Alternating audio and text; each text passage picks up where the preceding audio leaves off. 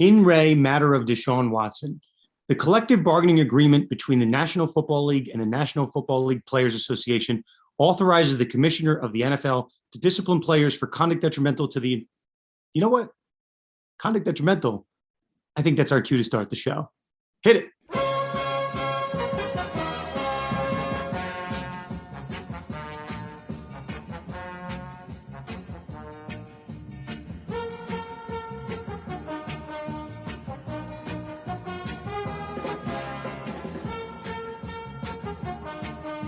Welcome to another episode of Conduct Detrimental. I am Dan Lust, joined this week by Mike Lawson and Matt Tympanick.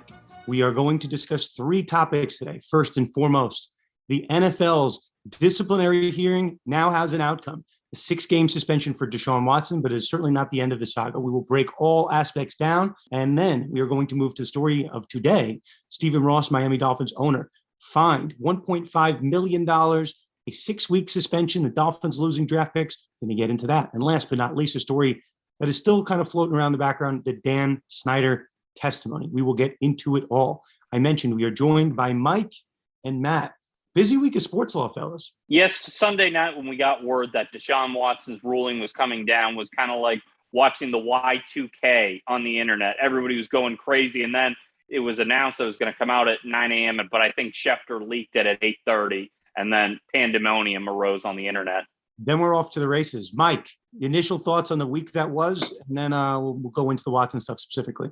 Just when they think you get out, they pull you back in. That's a perfect place to put this, because in our last show we had, and Dan Wallach is having a travel day. We'll have him on the next episode. But, Dan and I were talking recently about, maybe people getting Watson fatigue. And then all of a sudden, this has become a case that is everywhere. So I saw hundreds of podcasts and different articles talking about Deshaun Watson. And I'm like, where were you guys like a year and a half ago? We've been covering this every day. So, obviously you guys come here, get the legal analysis, and there is no shortage, in light of recent events. So first and foremost, let's do a little bit of a chronology here for those that are not following it as closely as we are. And this will, the order of events will certainly give you some indication of what is to come.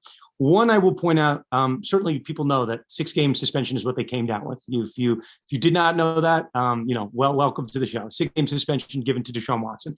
There were reports before the disciplinary hearing started that if Deshaun Watson received a 1-year suspension, that he would take this matter to federal court. We've known about this for a couple weeks. So fast forward, 6-game suspension comes in. The NFLPA announces on Sunday night, whatever comes in from the arbiter, we are not going to appeal it, and we implore the NFL to do the same. So unless you have half a brain, at that point, the NFLPA, I'm sure, knew what the expected suspension was. The 6-game suspension, 8-game suspension, whatever it wasn't going to be 10 games, 12 games, a year. So that's where the NFLPA came out ahead of it and said, we're not going to file an appeal. We're going to talk a lot about the decision, but just one other footnote here. 6-game suspension is the number. The NFL put out a statement in light of the NFLPA statement. They said, we respect the process, but we may appeal this. So people are pointing out the NFL may or may not appeal it. It's interesting that the NFL said they may appeal in response to an explicit kind of warning shot from the NFLPA. Hey, don't appeal here. So the backdrop of all this, and then we're going to get into the decision, is that, the NFLPA is not obviously planning to appeal the 6-gamer to Goodell, because they know what Goodell is going to do. Goodell is the last line of defense here, according to the NFLCBA. But if the NFL does appeal this to Roger Goodell, then I think Deshaun Watson is going to appeal this right to federal court. So that's the backdrop and the procedural setup. That's how this works. Judge, Sue Robinson issues her decision. If it's appealed, it goes to Roger Goodell. If anyone has an issue with that decision, Goodell's decision in particular, then we go to federal court. Okay, that's the backdrop. I'm going to lose my voice with the amount of media we're doing on this. Matt, you are our resident DA. The way I viewed these proceedings was almost like the NFL being a prosecutor. They were arguing to an impartial judge, and the NFL was arguing for a hefty suspension, and you had Watson almost playing the role of pure criminal defendant on the other side, asking for leniency from, Judge Sue Robinson, and they're both sides are looking at precedent. Matt, you've been in the prosecutor's chair. I want you to take us, through your, understanding of the decision here, what went right, what went wrong, but do it as you can, as only a former prosecutor could. In this case, the NFL put forward primarily four of the massage therapists to make their case. The NFL's case was not in nature, seeking violence, threat, or coercion. Their entire case was based around sexual misconduct. And what does that actually mean? And sexual assault. Under the rules and the definition put out by the NFL, sexual assault is unwanted sexual contact with another person. And what Sue Robinson specifically zeroed in on was Deshaun Watson's behavior of getting erections while he was, in fact, getting massages, and his penis touching the body parts of his massage therapist unconsensually. When you read it in these types of situations as a prosecutor, you need to, your standard in a criminal case beyond a reasonable doubt. That's not what the prosecution standard, if it were the NFL in this case. It's just more probable than not. The statement made famous that everybody can remember from Tom Brady and the Deflategate scandal. So all the NFL has to do, it is more probable than not, more likely than not, than Deshaun Watson committed what they consider sexual assault. And I think they did, based on the decision, reading of Judge Sue Robinson's decision, that they did actually meet that standard. One thing she zeroed in on, like I said earlier, is small little facts. Remember this, and I think I've said this before, Eric Kay's case, facts win cases. Deshaun Watson had 66 massage therapists. You only heard from 4 of them. We found that out in the New York Times article. But when he actually got solicited these women, he wasn't even checking and finding out if they were even licensed, which of the 4, 3 were actually licensed and 1 was in the process of getting the license. And what she also discussed is the towel, Deshaun Watson. He insisted on using his own towel. In massages, when you're getting massage, it's customary to use a bed sheet to kind of cover yourself. He insisted on using a towel, and not just like a towel you use to take a shower with, a Gatorade towel that you put over your head. A Gatorade towel. It's a small towel. 100-degree heat. You throw over your head. And she noted when she, obviously, in the ruling, that this towel, all right, it's his decision, definitely leads more likely that exposure would happen. Because part of the allegations were, and that she found the NFL proven, was that he was exposing himself. And the small towel made it much more likely. And there's no way in hell, she was basically saying, that Deshaun Watson didn't know that they would cause that. Matt, you hit a lot of good points. There's so many levels of this to break down. We're going to try to hit all of it. You know, we've all been talking the last 48 hours about how to handle this particular topic. And obviously, Matt, you know, you're reading portions from the decision. You know, I listened to another podcast and they had like a trigger warning at the beginning of their podcast. So, you know, we don't have the technology to do a trigger warning, but I think people understand, right? We are all adults here. We're all, you know, trying to talk about a case as professionally as we can. You know, Matt, you point out one thing that I think is I think lost on the general audience. The NFL only presented the case of 4 women. So you have people outraged and they're saying, how is this the 6-game? How did he only get 6-game suspension when there were 24 women that sued him in court, 30 women that settled with the Houston Texans, 66 masseuses in a 17-month period? Mind you, again, this part, you know, during COVID, when you're not supposed to seek outside people, right? So that number is pretty extreme. The NFL, for whatever reason, and we do not know the reasoning, only presented the cases of 4 women to Judge Robinson. Could they have presented 24? Sure. We're going to talk a lot about, you know, this distinction that Judge Robinson drew between nonviolent sexual contact and violent sexual contact. You know, she made an assessment based on the 4. I don't know what the other 20 would say. I'm not sure why not all of them were presented. Just like Matt, you and I were talking. I'm not sure why all the women weren't presented to the grand jury once upon a time in Texas, but we don't have those answers. Just pointing this out. So Matt, what you did mention too, again, legal podcast, the burden of proof here was a preponderance of the evidence. That is a fancy way of saying it is more likely than not. It's another way of saying 50.1%. Just you got to convince someone it's more likely than not that it happened, 50.1%. Now here, there were 3 elements to the NFL's, you know, the arguments here. They said, number 1, they needed to show that Watson engaged in sexual assault.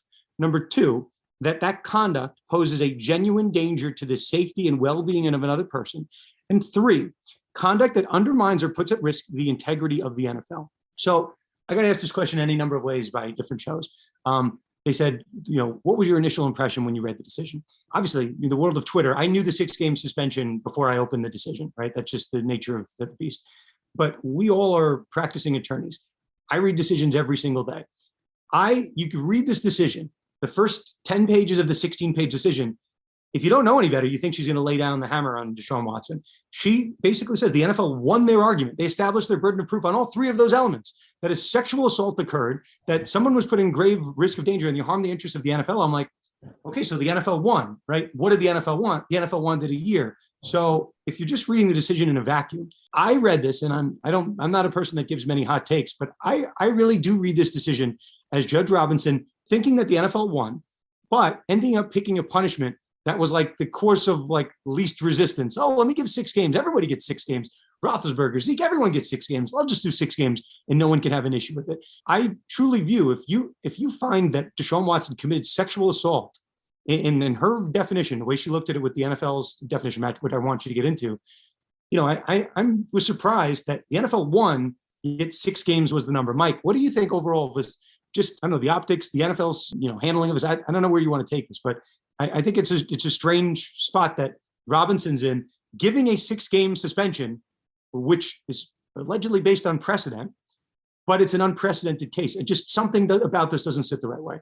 Also, we have to hit this, again, this was only for 4 out of the 24. 4 out of the 24. And they found that the NFL met their burden on these 4. There's still 20 others that also could have been met, if not the same way that these 4 were too. So I think what she did, I agree with you. You start reading it and you're like, okay, like the NFL has met their burden. The NFL has met their burden. The NFL has met their burden. But then she got to the disciplinary part of it. I think it's like page 11 or 12, where she then starts talking about the NFL has royally screwed up the way that they set their precedents for how they discipline athletes through whether it's violent conduct or if you're a repeat offender, what's the difference between domestic violence and sexual violence or physical assault. The NFL has not determined any sort of definition. So she basically took it upon herself where she's like, I need to create definitions based upon precedent. And then I also have to create some sort of punishment based on that precedent. But even though this is an unprecedented situation, I'm still going to remain under the bounds of the NFL's precedent. And that's the way she kind of analyzed this as you flow through it. So she's saying this is unprecedented. The NFL's met their burden. The NFL wants a year. However, because the NFL has not yet determined that 1-year punishment is the actual precedent for this type of act, I'm not going to give a year. I'm going to give 6 games because that's the precedent that the NFL has set down for themselves. And then I think the most eye-opening thing to me was the first line of the conclusion was that basically saying the NFL is a reactive league and not a proactive league. The onus was on the NFL to create these definitions, to create these precedents. However, they don't do anything until something happens. They're not going to create a policy or create a precedent, because once something happens, that's when they make that precedent, instead of proactively creating, okay, if you have any sort of domestic violence, 6 games, sexual violence, 8 games, 10 games, a year, whatever. That was her criticism of the NFL and how they handle this, besides the fact that the NFL had more than enough to put him on the exempt list, but they just left him and let him sitting on the bench getting paid last year for the whole season. 2 main points, and Matt, I want to take it over to you for definitions, but we got to talk about 2 things here that I don't think anyone's talking about them, right? There's only so many characters in a tweet, so you can't put this stuff out here. What Judge Robinson did was she looked at 4 instances, and she found that the NFL met their burden in all 4 instances and assessed a 6-game suspension. So maybe this is a lazy way of looking at it, but I think probably the appropriate way to look at it, if we're just talking practically, is she basically gave a game and a half per accuser, which that would seem woefully low. And then you have to ask yourself, if the NFL presented more accusers, what the suspension length would have been. So a game and a half, if we're multiplying it out, that seems pretty light.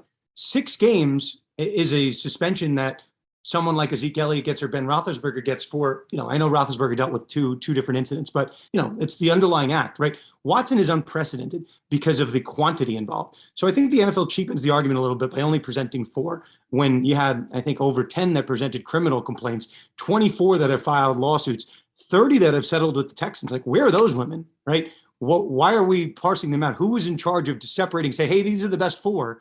And why does it have to be a top 4? It's just an oddity. So, Mike, you said one thing that I find so interesting. Judge Robinson acknowledges that this is an unprecedented act. right? She takes the NFL's bait that this is an unprecedented, and it is, right? Just never happened before. It's objective.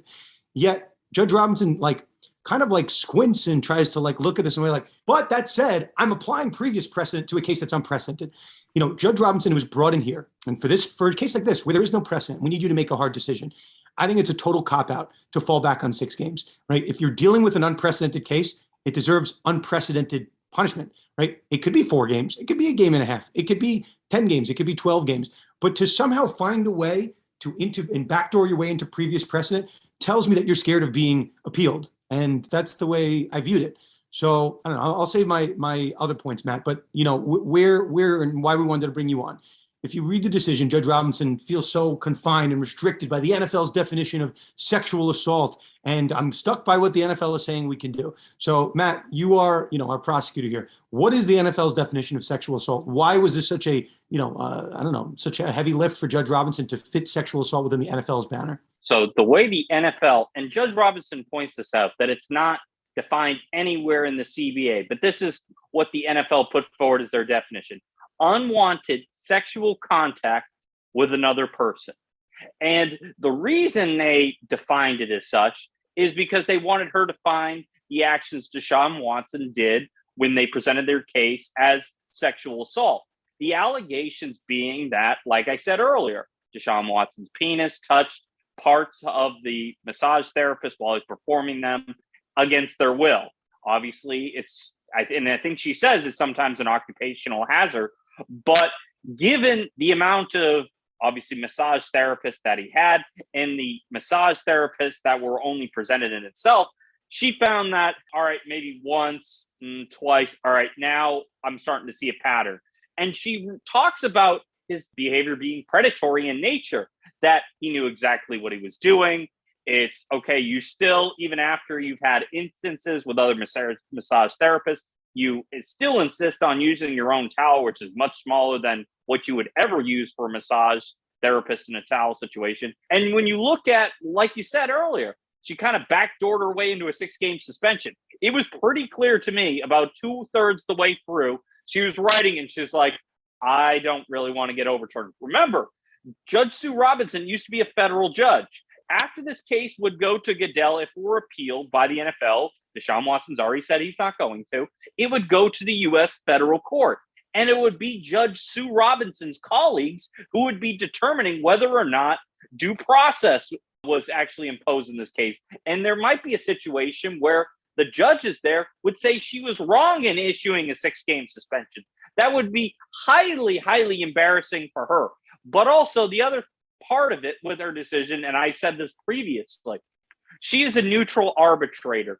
A good arbitrator is always going to give less than what the plaintiff is asking for, but more than the defendant is willing to give. We know that the NFL was seeking an indefinite suspension and the alternative of 1 year, while Deshaun Watson was seeking no suspension. If she gives a 0-game suspension, had she given a 0-game suspension and said he's not in violation of the CBA, it's over. But also, if she'd given him a 1-year suspension, Deshaun Watson is not going to take that. That would be appealed. I think what she did was she found a number. It's like, okay, they're at 4 games. The NFL is at 10. Okay, I think I can argue 6 games based on the precedent by Ben Roethlisberger and Zeke Elliott. And the fact that we haven't already heard from the NFL saying we're appealing this is they made it a tough decision for them. It's like, okay, on one hand, you have a situation where the first neutral ruling by an arbitrator is being decided. You appeal this, you're basically eliminating the whole purpose of the neutral arbitrator. By not appealing it, you're saying you will stand by the decision, and the only time it gets appealed to you is an egregiously low or high punishment. And I think that's what you had here. Matt, you did a fantastic job breaking that down. And what you're alluding to, the ultimate battle, which is if the NFL decides to appeal it to Roger Goodell, which we'll talk about, and then, Roger Goodell ups it, which I would expect him to do if it does go to him, and then it goes to federal court. So we have this 3-day window that we're looking at. Now it's 2 days, depending on when you listen to this. It's Thursday is the deadline. But before we get there, I want to, we can get in the weeds a little bit. This decision was supposed to come, right? People were talking about it coming 2 weeks ago. Then it was supposed to come last week. Then, people waiting on Friday, it didn't come. So it comes on Monday. what were the sides doing, in those last couple days, last couple hours?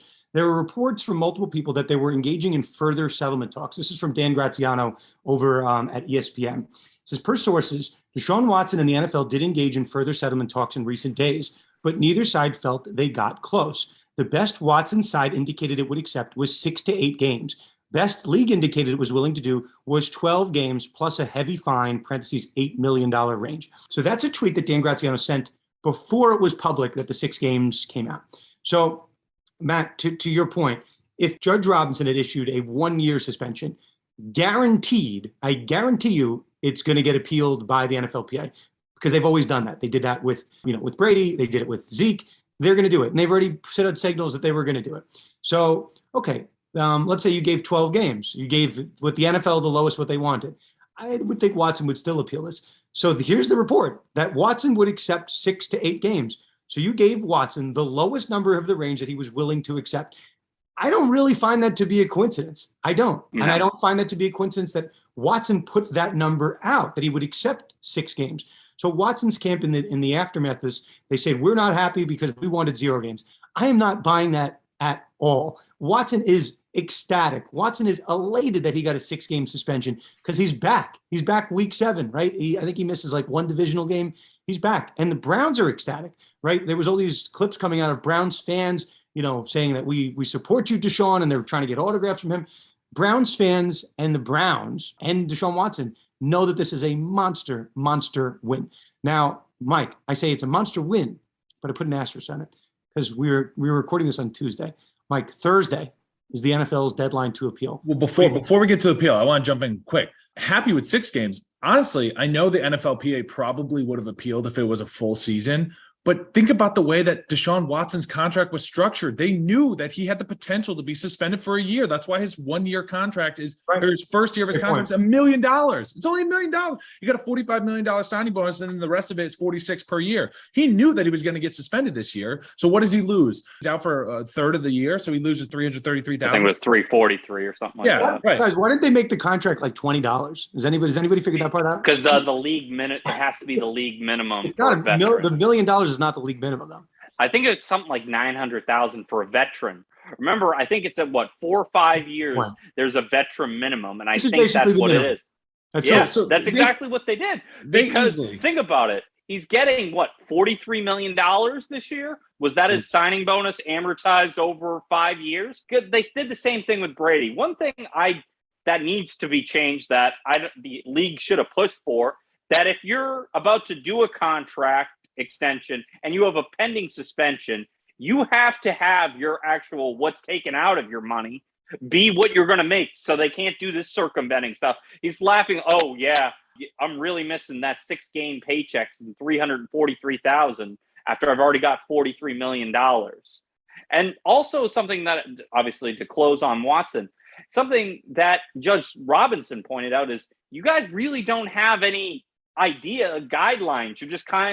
You're flying by the seat of your pants whenever you make a ruling on this. My personal belief, there should be guidelines. You commit this offense, your suspension is X and your fine is Y. And you could do a downward departure giving less or more in egregious situations. That's the only way where it's going to be fair, because every time it sounds like a suspension comes down, it's just brought out of thin air, and then it's just litigated in court for several years instead of everybody agreeing this is what this offense should be and this is how much the suspension and or fine should be.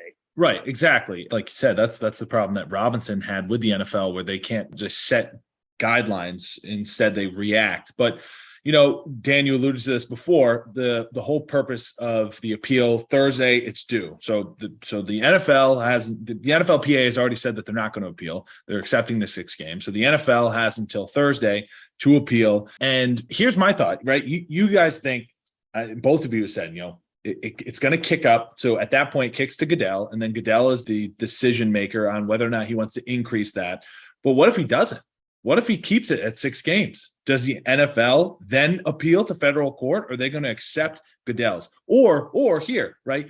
Watson has said that he would accept 6 to 8 games. What if Goodell says, okay, fine, 8 games. We're going to go up to the maximum part of that. Is Watson going to then appeal after he gets 2 more games? I don't think so, because I still think that Watson's camp was going to accept 1 year. I still think that because of the way they structured the contract. I think they would have maybe appealed just out of the purpose of it, but are they going to go to federal court over this? I don't think so. I think the biggest part of it is the exempt list. I think they wanted to make sure that Watson wasn't going to be placed on the exempt list, which still is in the power of Goodell. He still has the power to do that. And then you have the massage therapy clause that they're adding in there, that now they're going to monitor Deshaun Watson's massage therapists, that he has to go to certified massage therapists that are monitored by the Browns, that he won't be able to ever do this again. So that's the purpose of it. A couple things. You went through a couple scenarios. I have thought of this one. I think it's unlikely, but it'd be interesting.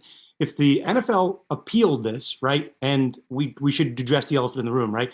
If the NFL appeals this, they already know the outcome. In any other legal setting, right, when you're just assessing whether or not to appeal, part of that metric is like, I don't know, are we going to win on appeal? Should we spend the extra time and money and effort to do this?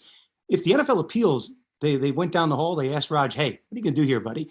They know what's going to happen on appeal. So right. That's not the calculus here. The calculus is, right, like, what about the advocacy groups? The Cleveland, I think it's the Cleveland Rape Center put out, some comment that they, didn't look down unfavorably on Robinson's comments. The question, Matt, I think you brought up, if Roger Goodell just reinstitutes a 1-year suspension that the NFL wanted, Judge Robinson's looks like a complete waste of time. So there's those optics, right? But then there's the other optics, right? If the NFL does just, increase the suspension to a year and they take this matter to federal court, there's the optics of this thing just, getting off the rails and, the suspension being, lifted maybe temporarily with some type of injunctive relief, which we saw with Zeke, which we saw with Brady, and this saga continuing. So, Mike, if the one that I thought was interesting that you brought up, just as a thought experiment, if Roger Goodell appeals it and he keeps it at 6 games, I don't think that's in our, bag of tricks, because the NFL doesn't want to continue the storyline. Hey, we're appealing it. And Roger's like, you know what? You appealed it to me and I'm going to keep it exactly as is. I'm the greatest. I just don't think they would want that additional storyline. The NFL would look like kind of a joke if they appealed to themselves and then just like agreed with the arbitrator. That just seems like a waste of time. I think if that was the situation, it was going to be exactly what you just said. They're going to ask Goodell, would you even increase this? And if he says no, then they'll opt not to appeal. Yeah. So I think this is I don't know if it's a hot take, bold prediction. If the NFL appeals it, it's going to get increased. So I don't know, people can take that to the bank. That's my sense in it. Okay. So I have one final point on this, and then I'm, happy to just open up to you guys. We're going to final thoughts on Watson. A year ago, Roger Goodell said that they didn't have enough to place, Watson on the commissioner's exempt list. What has happened since then? No criminal charges, right? 2 grand juries did not indict him. And now we're back here and we're talking about Watson got 6 games. Could Goodell increase it to a year? It's like, I'd love to get Roger Goodell back, in front of Congress, and ask him under oath, why didn't you put him on the commissioner's exempt list a year ago, right? And Judge Robinson noted that in her decision that he was never placed on the exempt list. You didn't put him on the exempt list, yet you think he's worthy of a 1-year suspension. I just think, there is no answer for that. I can explain to you how there is a finding of sexual assault by Judge Robinson on a standard of preponderance of the evidence. And while there is no finding of sexual assault at a grand jury, right? I can explain that because different people, different grand juries. But Roger Goodell is the same guy who once upon a time said that you can't put him on the exempt list. And now is, I think, saying behind the scenes you should get a 1-year suspension. So same guy, same NFL office. It makes no sense to me. But that's just me. I just want to point it out. And I think definitely part of the rationale right now where they're trying to figure out whether they actually want to appeal it to Goodell. It's not whether it's appealing it to Goodell. They obviously, like you said, they know what's going to happen. It's what's going to happen in federal court. Would Watson be able to get a TRO? Because the only thing more embarrassing than getting a 6-game suspension, and it only being 6 games, is getting a suspension and then getting a TRO, which would allow him to play in the 2022 season to start. So now the Cleveland Rape Center and all the other advocacy groups are like, now he's actually playing.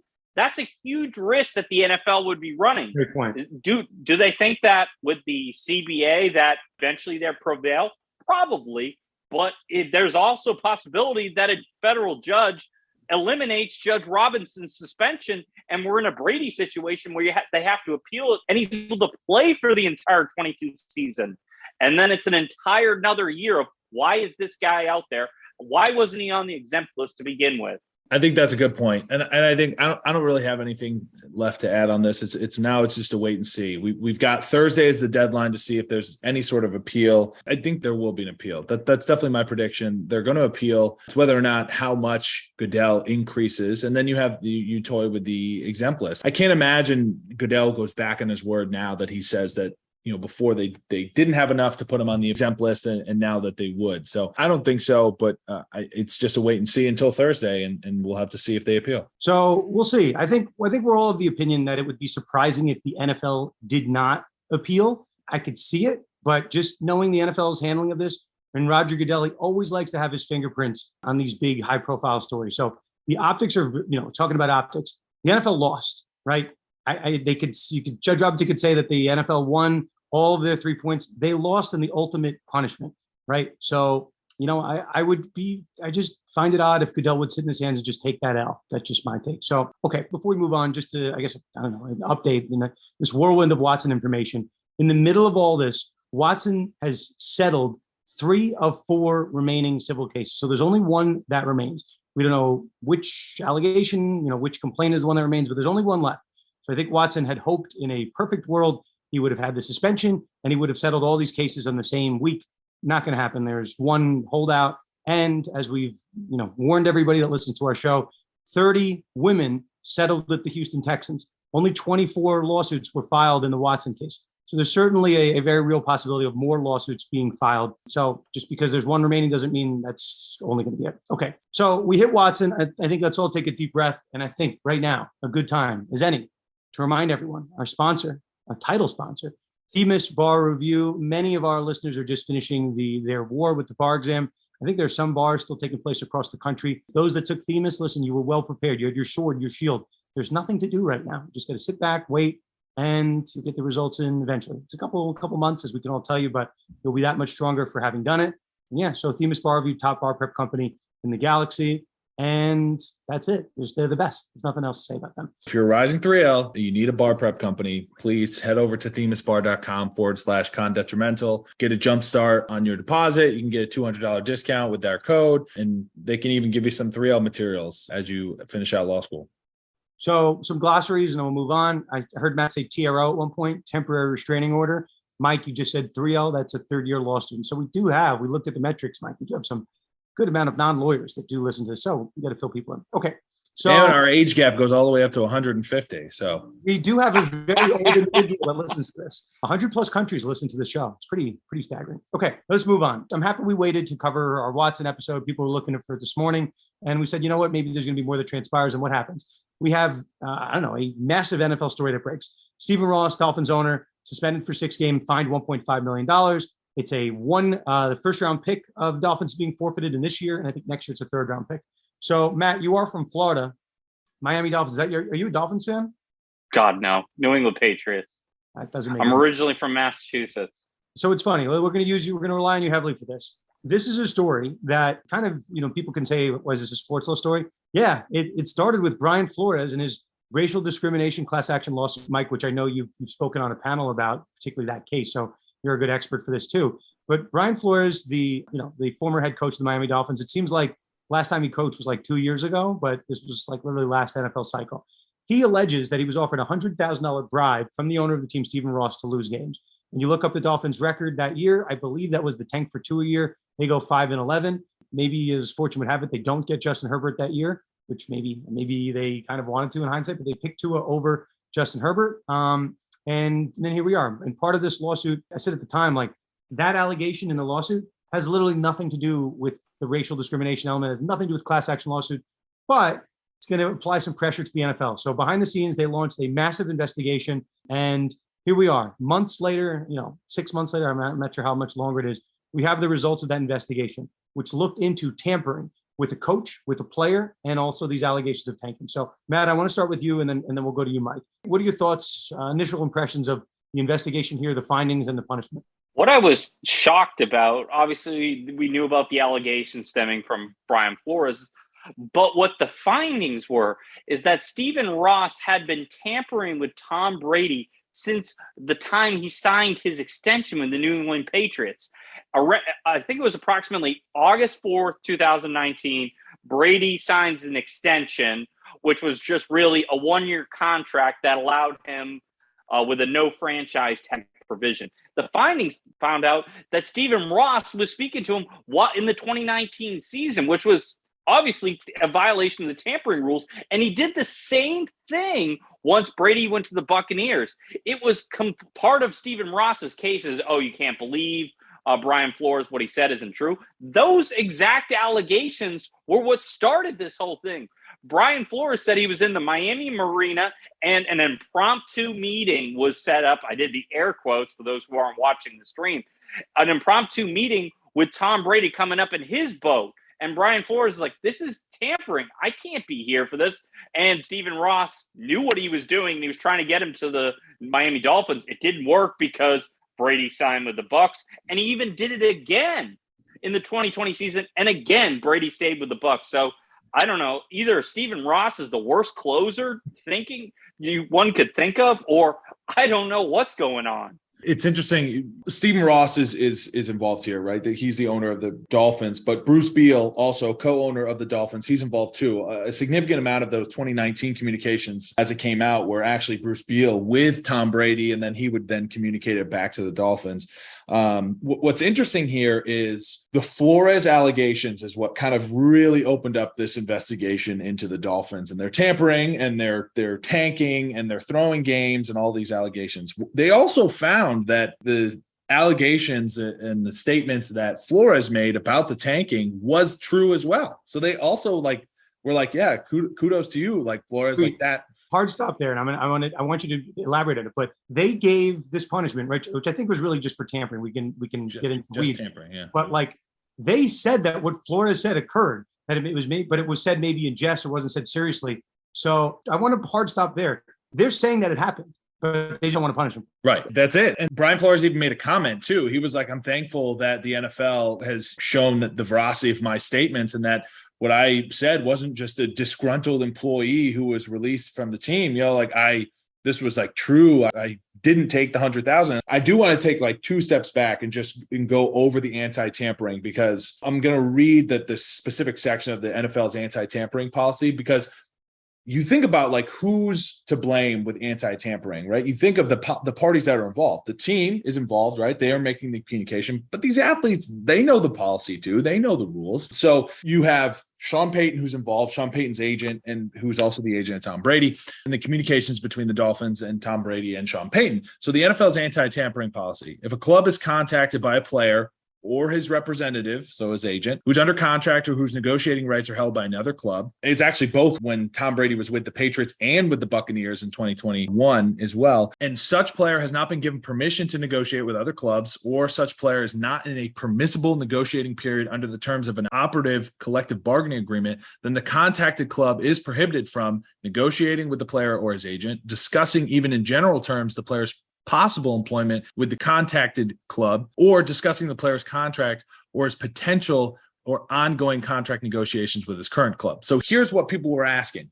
Why isn't Tom Brady being punished for his tampering? Right? He was willfully communicating with the Dolphins while this was happening. The responsibility is on the team who makes the contact. So the Dolphins are the one who made the first contact. That's why they're the ones who are getting the punishment. Tom Brady, even though he is involved in this process and is under contract and wasn't given proper permission, is sitting in on these meetings. He doesn't have a duty. He doesn't have a responsibility to even report the fact that this tampering happened. If it was flipped, if it was Tom Brady's camp that reached out to the Dolphins actually have a duty to then report that tampering. So that's the flip. And that's where you would have seen punishment that came down on either Peyton or Tom Brady. So that's the difference here. That's the anti-tampering. So Brady's not going to see punishment. Sean Payton's not going to see punishment. Their agent's not going to see any punishment. It's just the Dolphins. And just to lay it out too, just to be a little bit thorough here, and then I'll stop rambling. The Dolphins lost their first round pick for the 2023 season. They lost a third round pick for the 2024 season. Ross is suspended through October 17th of this season. Ross is fined $1.5 million. And Bruce Beal, the co-owner who I mentioned before, he's fined $500,000, and he's prohibited from attending any league meetings until the end of the year as well. So that is all the punishment that we see. Flores doesn't think it's enough. If you look back to his comments, he's like, it wasn't enough. There's more that should have been done because of everything that Ross has done for the team. But I do think that a lot of this punishment is coming more from that tanking side. Everybody tampers. The things happen. Bruce Arians also got accused for tampering when Tom Brady, the whole thing was happening with the Patriots and leaving the Patriots. So, but nothing happened to him. So tampering happens all the time in the NFL. It's whether the NFL wants to implement some sort of punishment. So I have to believe that a lot of this punishment is kind of more as like a just desserts for everything that's happened with Flores in his case. Matt, I'm looking at your face. What do you think of this punishment? I think your face says it all, but go ahead. For a billionaire such as Stephen Ross, this doesn't deter anything. It was weak. He's laughing his way to the bank. What did he pay? He's going to pay $1.5 million. He gets stripped off the committees. And like what Mike was saying about the punishment, this isn't going to deter anything. And as just an interesting note, now with Stephen Ross's suspension for the first 6 games of the season, Deshaun Watson's suspension, Stephen Ross's, and DeAndre Hopkins' suspension all end after week 6. So you got a guy who claims he traced substances 6 games, a guy who was tampering with the integrity of the league, and there's nothing stopping him from doing it again. I remember, I think it was 2014 season where Woody Johnson publicly during a press conference, like, yeah, I thought about reacquiring Darrelle Revis when he was still with the Patriots. I think they got hit for $100,000. That's not going to stop anyone. It's only if you get caught tampering. Like you go to the NFL Combine, all the agents, do you think the agents aren't speaking with the teams? Hey, how much do you think my guy is worth? And me to shop that around. It's only if it's so egregious or you are so stupid to actually get caught doing it. I think that's kind of, but for me, this punishment for Stephen Ross isn't going to stop him from tampering or trying to reacquire Brady for the 2021 season. I got to point out one thing here, and I'm going to, Mike, I think you addressed it. There is tampering in all sports. We're not going to cover it in here, but, the Knicks are being investigated for tampering with respect to the signing of Jalen Brunson. The Sixers are being investigated for their signing of James Harden and some other guys. Like the issue of tampering always happens, right? Tampering and salary cap circumvention, those are bad things, right? There should be punishments for it. But the tanking allegation, when we brought it up at the beginning of the Brian Flores saga, is an unprecedented allegation that an owner is bribing a coach to lose games. So I think the biggest thing here, if we're going to flesh out one thing from this whole investigative report, is that the investigation found that the comment occurred, that different people might have taken it the wrong way. But I'm going to read this again. We're a sports law podcast, right? This is straight from a bar prep offer, right? It's the question. Did you guys like this? We'll do a little bit of bar prep. We'll make this a new segment, bar prep segment. Question: true or false? One person's joke can be deemed a valid offer if it looks like an offer to a reasonable person. It's a good question. It's almost exactly what happened here, right? Okay. Answer: an offer is defined as a statement that, when interpreted by a reasonable person, results in a law-binding contract. An offer can be expressly stated in writing or extended verbally. Interesting. Brian Flores, who I think is a reasonable person, interpreted it to be serious, right? That's his comments at the time. He said he reduced it into a writing. He made a formal complaint. His comments today, in light of the NFL's investigation, is that he thought it was a serious offer. So the NFL is verifying that it happened, and the person that heard it, who was directed towards, thinks it was a serious offer. So I think the NFL, you guys had addressed it, like that they're saying that this is a punishment for the tampering, but not the tanking. I actually think it's a punishment for the tanking. They're just not calling it that. 6-game suspension for the owner, and $1.5 million fine, loss of 2 draft picks across 2 separate years, and a separate punishment for someone else associated with the team. I think this is a tanking related suspension. Even if they don't want to call it that, I think that's what it is. So I don't know, that's my read on it. They didn't say that Brian Flores made up. They said it happened. So take that for what it's worth. And that's the law. If a reasonable person interpreted it to be an offer. And I think that's what happened. No? I mean, 100%. This was definitely for tanking. This was definitely a tanking punishment, because you think about it on the large scale of things, like what is more detrimental to the integrity of a game, tanking or tampering? I mean, they both end up with issues, but I think that tanking on a large scale, especially when you're offering $100,000 per, incentivizing your staff to tank and lose games on purpose. I don't know. But I wanted to read the Goodell quote because something with the NFL, I don't know what it is, but more and more sports law issues come out where it's this unprecedented area that we've never seen before. It's just the sweet spot of NFL legal issues. So Goodell's quote after the punishment came down was, the investigators found tampering violations of unprecedented scope and severity. I know of no prior instance of a team violating the prohibition on tampering with both a head coach and a star player to the potential detriment of multiple other clubs over a period of several years. Similarly, I know of no prior instance in which ownership was so directly involved in the violations. That's a key there too, because a lot of the tampering that we hear is like from head coaches, right? Who has the most direct contact with a player? It's not necessarily ownership. It's going to be your GMs or your coaching staff. And you think about why you would tank. Okay, you're not you to get the number one pick to get Joe Burrow. That's probably not going to happen. But I still think was Tua the 5 pick and Justin Herbert the 6 pick. I think that's what it was. They had the opportunity to get Justin Herbert and they chose Tua. So it's just bad business. But also with calling it a tampering suspension as opposed to a tanking suspension, they could open themselves up to a humongous lawsuit from people who provide advertising for the Dolphins. Like, you're in this season, we spent millions of dollars advertising, and you're not even trying to win, and the stadium's half empty because we're trying to lose, and you're doing it on purpose. I think there could have absolutely been a lawsuit there, but you can't basically throw Ross under the bus. I don't know. We'll see what comes of it. I mean, it's an unprecedented suspension. Ross has kicked off, I think, temporarily all these different NFL committees he's sitting on. We should address this, right? How many games is Ross suspended for, guys? 6. How many games is Sean Watson suspended for? 6. That brings us to our next topic here. Our last and DeAndre Hopkins, 6 games. And DeAndre Hopkins, 6. Fair. The NFL is very busy handing out 6-game suspensions for all different shapes and sizes. Unprecedented territory. Unprecedented territory, yet everyone wants to get 6 games. So I guess there's precedent. Let's finish on this one. Dan Snyder. We did not do a follow-up episode once. I think Dan and I cleared the deck to do our second edition of a conduct cast, to do a live hearing and live, commentary on what Snyder was going to say. It turns out that Dan Snyder testified, guys, for 11 hours behind closed doors. There was no camera. I'm hearing from some of our friends that are in and around the space that Snyder is going through great lengths to never have that deposition see the light of day. There are different attorney generals that are still kind of swirling around the organization, seeing what they're going to do with Snyder. But here's the thing, right? The guy showed up. We went on this podcast and we say when we're right and we say when we're wrong. I was of the opinion. Showed up virtually, fair, from Israel, apparently. And he testified into the wee hours of the morning in Israel time, which is 7 hours ahead. So I think it was like 1 in the morning when he stopped. So he sat there for 11 hours. His attorneys put out a statement. The only thing I have issue with it, we'll talk about it, but they said he answered all the questions that were asked of him.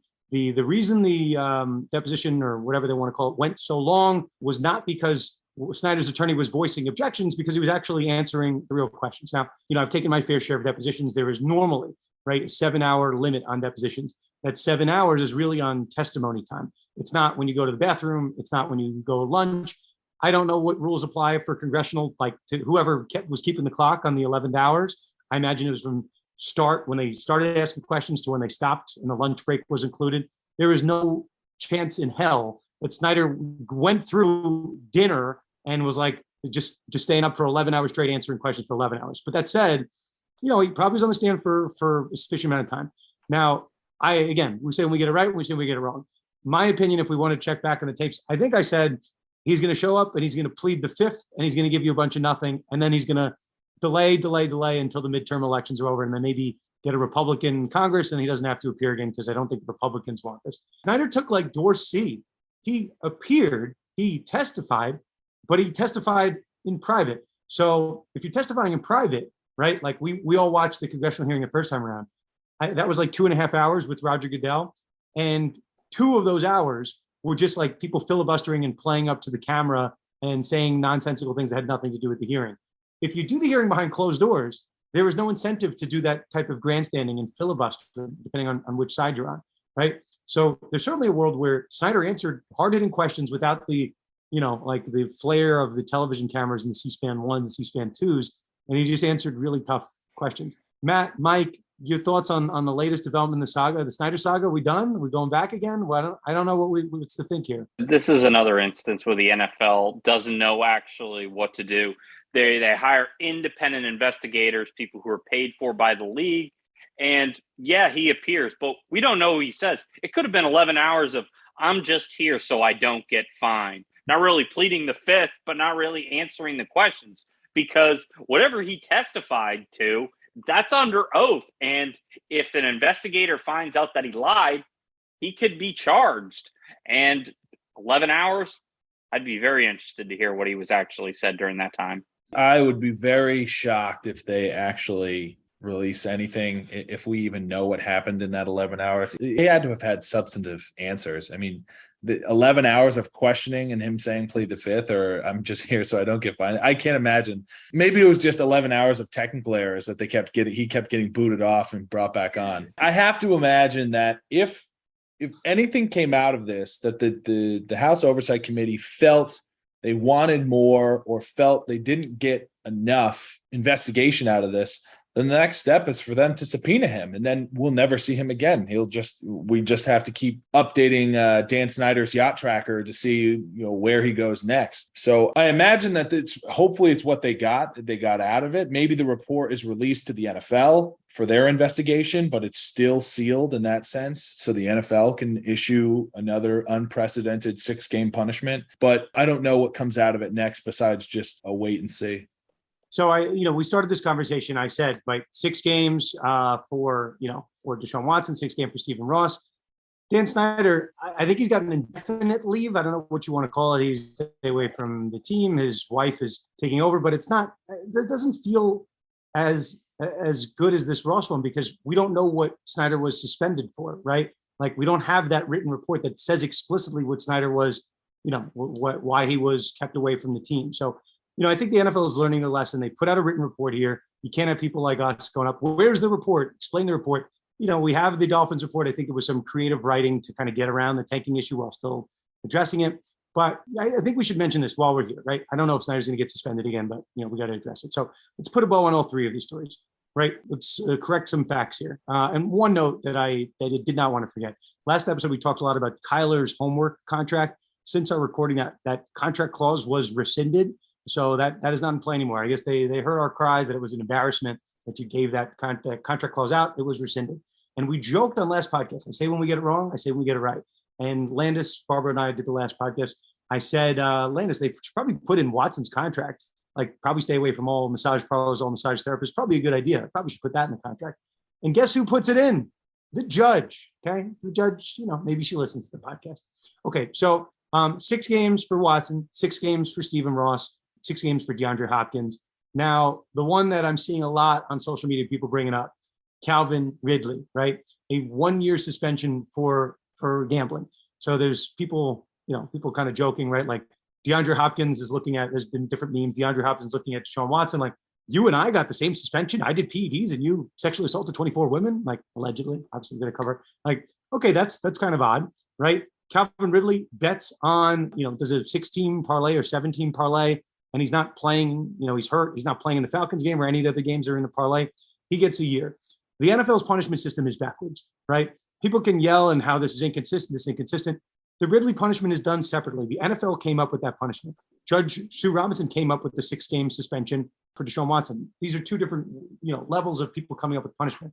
Now, who came up with Stephen Ross's punishment? A separate, Mary Jo White, the investigation, I think, recommended 6 games punishment. So you have all these different people, right? And, the easy thing to say is we need a central registry for these punishments, but that would be Roger Goodell, which nobody wants. So I don't know, we're 3 smart guys here. Well, I mean, how does the NFL get by this, just the optics that all these punishments are backwards, they're seeming consistent with one another. Ridley gets a year, Watson gets 6 games, Stephen Ross gets 6 games, DeAndre Hopkins gets 6 games. How does the NFL work itself out of this corner? It really doesn't. And as a note, with Stephen Ross's suspension, it started today. He cannot be at the facility or any team events, can't represent him. I think it's October 17th. Deshaun Watson is in training camp. He can play in preseason games. His suspension doesn't start till week 1. Now you got to have a guy, obviously sexual assault allegations found to be credible and found that the NFL has proven. and he's able to play until the first week of the season. Stephen Ross, on the other hand, his suspension starts right now. And I think what Mike was saying is 100% true. The NFL is reactive as opposed to proactive. It's, okay, all right, we're going to drop the hammer on Stephen Ridley for betting $1,500 on a game which his own team is playing in when he's not playing in a state where it's legal. But then we're going to give DeAndre Hopkins 6 games for PEDs. Obviously, that's what they agreed upon. It's just not consistent. I really think that, like I said earlier, there needs to be some guidelines so that, okay, this is the offense, this is what the sentence is, so that we can actually have an idea, so there's some consistency and we're not just pulling numbers, games, and dollar figures out of the air. I have to imagine this is going to be something that's wrapped up in the next CBA. They're going to have to lay out definite punishments, because right now the NFL is no different than Whose Line Is It Anyway, where it's the league that everything's made up and the punishments don't matter. So, I mean, you have nothing that makes sense, and everything has to get figured out on the fly. So everything just needs to get negotiated in the next CBA. So it's funny, and I think this is probably a good place to end this. I mean, during the 2020 CBA negotiations, a lot was made over who should be the final arbiter in this type of punishment, or who should control this punishment, right? And both sides said, well, let's appoint an impartial arbitrator. Here it's Judge Robinson to serve over these disputes. The NFL is caught, at least with respect to Deshaun Watson. I think we should end on Watson. Obviously, the biggest story of the three. The NFL is kind of caught between this hard place, because they have the ability, if they want, to increase the suspension. And as we saw during Deflategate, the question was whether, right, and the NFL, a private association, can come up with their own rules, and whether, those are going to be disturbed, and usually the rules, of courts, and you can just look at different states or the federal level, unless a private association's rules are like, replete with fraud or really unfair, the court system is not going to disturb those findings. So who came up with this system, right, where Judge Robinson goes first and Goodell's sitting on, waiting with that like grin on his face, ready to go next? The union came up with it with the league. They agreed on it jointly. So you can be mad at Roger Goodell, but the union agreed to this. So it is what it is. And if this goes up on appeal, and this is where Wallach is best, while we miss him today, Dan's an appellate lawyer. So he is dying for the NFL to appeal this to Goodell, and then for that case to go to the federal court. I was just texting with Dan, who's just touching base, and is where he's landed. He's going to be out of commission probably for 24 hours. But, Dan is dying for this appeal to go up, so we can have another Deflategate, have another Zeke Elliott saga, which we might have, but it's really the NFL's fault here. If the NFL was smart, right, what they would have done is just give it to Judge Sue Robinson, and that's it. And then the decision could be appealed directly to federal court, because, then you have no, well, will he, won't he, like a Ross and Rachel situation on Friends, like, will Goodell appeal, will he not appeal? So it's in his own hands. If the NFL was out of this decision, if it just went straight to federal court, they could just wipe their hands with it, and right, the Cleveland Rape Clinic or all these other advocacy groups that are yelling, and people on social media that are yelling, the NFL can say, we don't agree with the decision, but this was the process working itself out. That's it, right? And then they could appeal if they really wanted to, but it's a tough spot for the NFL. I don't have anything else to add on that. Mike, Matt, final thoughts on any of our three topics today? I definitely think when this is all said and done, the NFL, another embarrassing situation where they dropped the ball on the suspension possibility, or they didn't just do an investigation. Should have probably been on the exempt list last year, but that would open a whole new can of worms with whether he'd actually served his sentence. So he got paid last year, and thus he could have gotten time served. So I think that this was another example of the NFL just dropping the ball on a major suspension and scandal. Oh, this is a big deal, because this is our first third-party arbitrator decision. However, it was no different. It was no different than what the NFL would have. Oh, I take that back. The NFL maybe was going to give a lot stronger of a punishment to Watson, but what resulted was what the NFL always ends up doing, is a maximum 6-game punishment. So it's new territory, but we're in the same realm. Freudian slip, Mike, because it will be no different than the old system if the NFL appeals and Goodell just puts his own stuff in. So let's not lose sight of that.